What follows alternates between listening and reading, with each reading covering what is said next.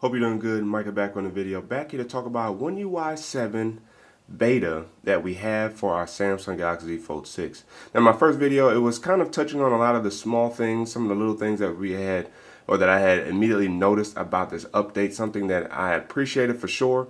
And this video is going to be a little bit more detailed, especially concerning when the phone is unfolded and some of the things that we'll be able to experience here with One UI 7. And sorry for the focus situation. I don't know why it keeps trying to focus on that over there in the background. So let me go ahead and make sure that's not in there in the picture. But as you see here with the always on display that I'm using, I'm also using not on the main display but on the cover screen the ability to show the wallpaper. I think this looks good, especially with the new widgets, especially with the new clock options. Now, that's one of the problems I've actually ran into with this first beta update, is that it won't always leave my clock widget the same. And so before we get into the unfoldedness of One UI 7, I'm going to show you guys here on camera, being able to press and hold, and then being able to adjust the clock here. And if I click on style, this is where you can scroll over. And the one clock that I've been trying to use for this is this one, something that I like. And so I'm going to hit done there. And then it should actually lock it in place now. And there we go. And then now upon swiping up, I'm in the zone. And so now if we go ahead and unfold this, this is what it more or less kind of looks like here when unfolded for the Galaxy Z Fold6. We have a new clock widget, or pretty much updated clock widget. So if we actually click and hold settings, what I can show you guys is this clock has updated the hands in terms of what they look like now. They have more shaded features, are thicker as well. And then they added this clock widget right here, which is much more kind of Google inspired.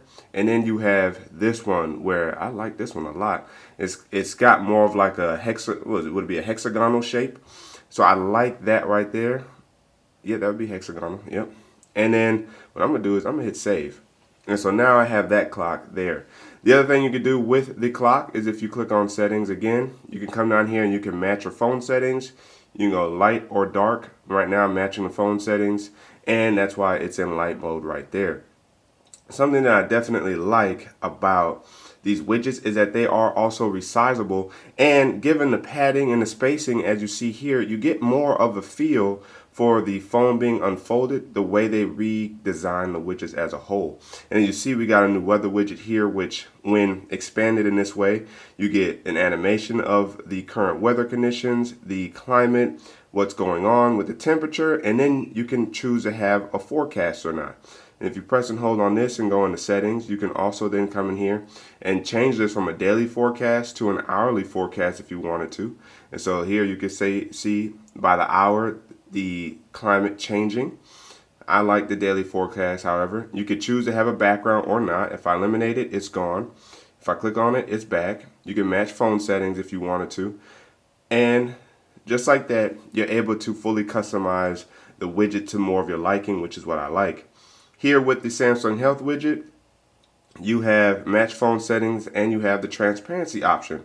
Again, that's something I talked about, is being able to change the transparency depending on how much of the background you kind of want to affect the translucency or the transparency of the actual widget background.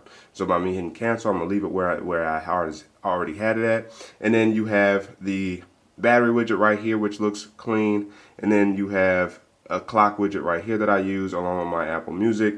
Now, funny enough, I might swap places here and actually put my calendar widget up here. That way it's a little larger. Something that I'm considering, because in this shape you can't use the larger clock widget. So if I try to edit my stack, and if I come in here and I hit add, I believe when I run into calendar, oh, so you also have neat looking kind of animative, if you will, or kind of more colorful widgets for your calendar, especially in regards to your day of birth. So it's interesting to see right there.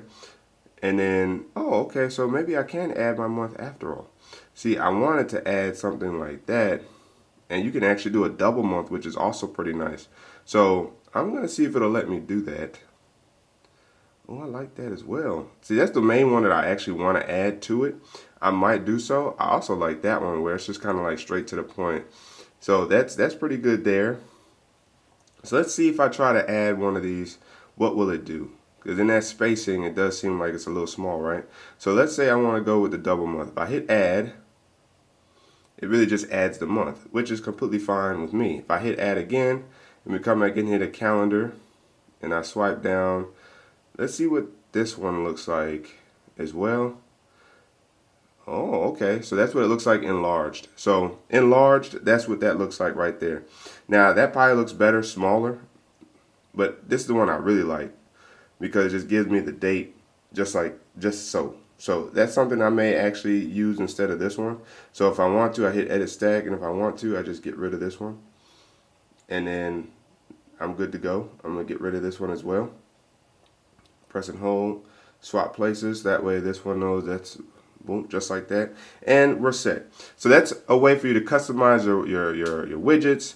And again, in the unfolded aspect of this phone, it looks so much cleaner. It looks more nice. And one of the things that I think complements One UI 7 as a whole now as well is the new widget app icons that we have for most of Samsung's apps. So you have a new Galaxy Store app, you have a new Samsung Internet app icon, you have a new phone icon, you have a new settings icon, which I really like. But then if I swipe over and use my edge panel, you get a new calendar app as well, app icon, a new wear app icon. Really, they just kind of adjusted the font, in my opinion, and changed the shader of that blue, but nothing like overly done. Samsung Health is largely the same, but they did kind of adjust the look of the app icons. You have a new Samsung Notes app where the note itself is larger in the icon itself. So that's also good to see there. But one of the things that really amazes me is if we swipe up and if we check out the clock is now a live app icon, meaning that's the actual time right now. And it shows, what's that, 2:05 I think? So if we swipe back down, you'll see it's 2:05, or in other words, 2:06. So nice to see that they pulled that. I like to see that at that live app icon. I'm actually even thinking about putting it in my edge panel just so it's there. You have a new calculator app icon as well. So you have a lot of new app icons. If we check the Samsung folder itself, where's my Samsung folder at? All you have to do is come in here. We have a new camera app icon, a new Samsung Cloud app icon. The contacts has changed. The Find has changed. The Galaxy Enhance X has changed. The Gallery app icon has changed. The Gaming Hub has changed. So they've definitely optimized and really tweaked the icons to be more pleasing to the eye, in my opinion. New Files app, and for those reasons, that's why I'm currently not using an app icon pack from the Play Store, because I'm actually enjoying the app icon Samsung has brought with One UI 7. What else have they brought with One UI 7? Well, if we swipe up, we now have a vertical app drawer, and you get a nice little bounce there. If you see it, you get a nice little bounce when you max out up at the top or the bottom. That's something I actually like. And then, of course, if you want to, they have the search icon, or the search or finder, if you will, down here at the bottom. So I like that because it's not way up here at the top. And if we actually showcase what this looks like when folded, it's down here at the bottom as well. And then, of course, this is where you can search for things and then find it if you need to. And then you should have an option here, choose apps to search in. And then if you click on settings, you'll see here's everything in your finder that you can adjust when it comes to your finder when in the app drawer. And so this is how you can limit or increase the amount of search results that will pop up when searching for anything with Finder within the app drawer.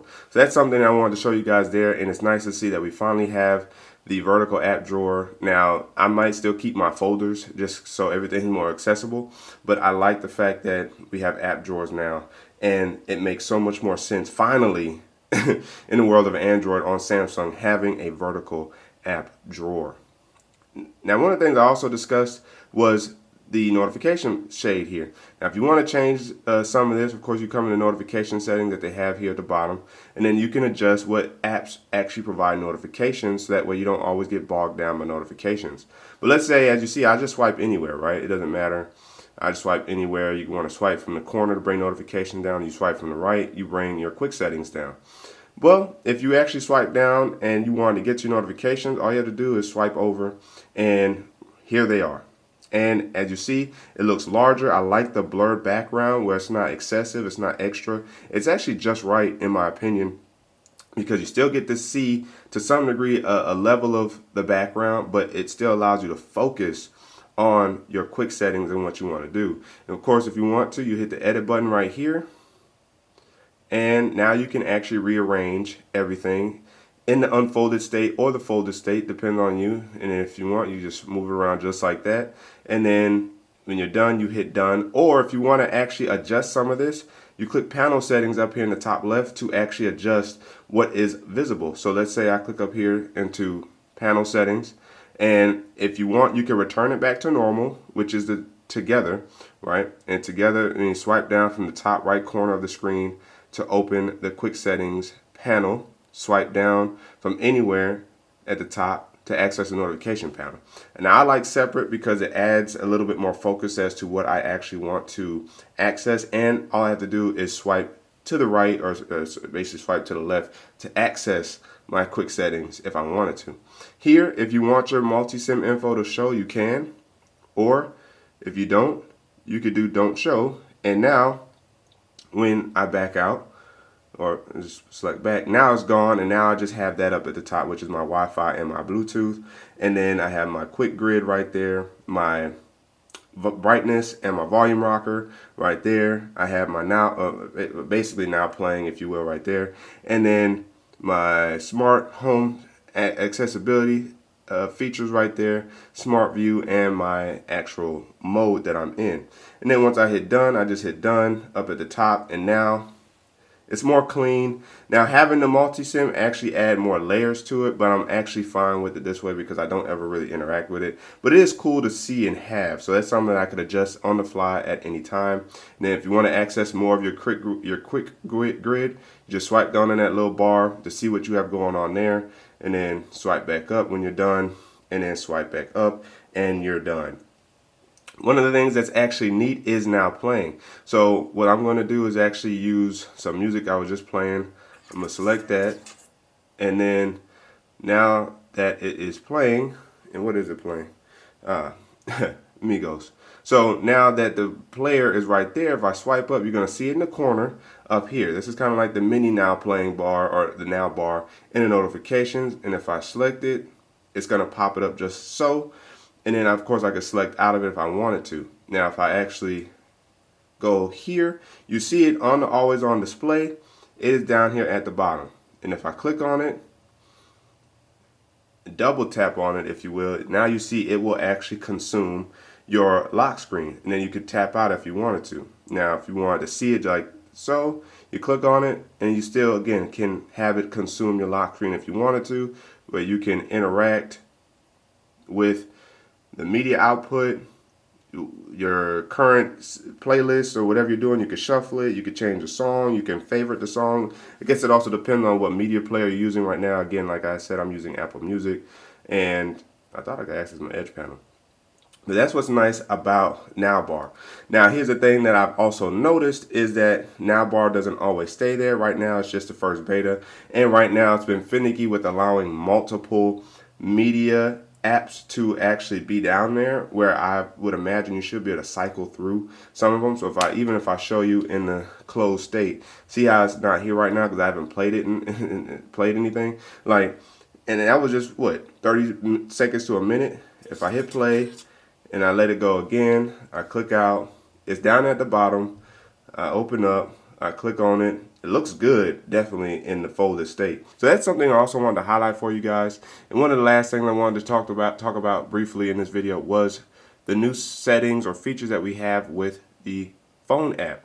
If we come in the phone app, you see we got a little dot because there's some new things here.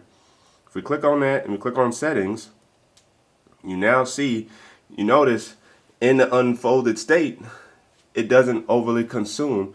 The little settings menu now pops up 3D style, if you will, so that way you can access settings while still seeing your info that you have going on that side of your display. But one of the things you see now is call transcripts. You can now record calls and have them transcribed in real time. So if we click on record calls, you can show notification after recording. you can check your recorded calls and you can delete old recordings. And then if we actually select back out and click on call transcripts, as you see here, what does it say? Automatically convert recorded calls into a text transcript. You can view transcripts on the recent screen in the phone app.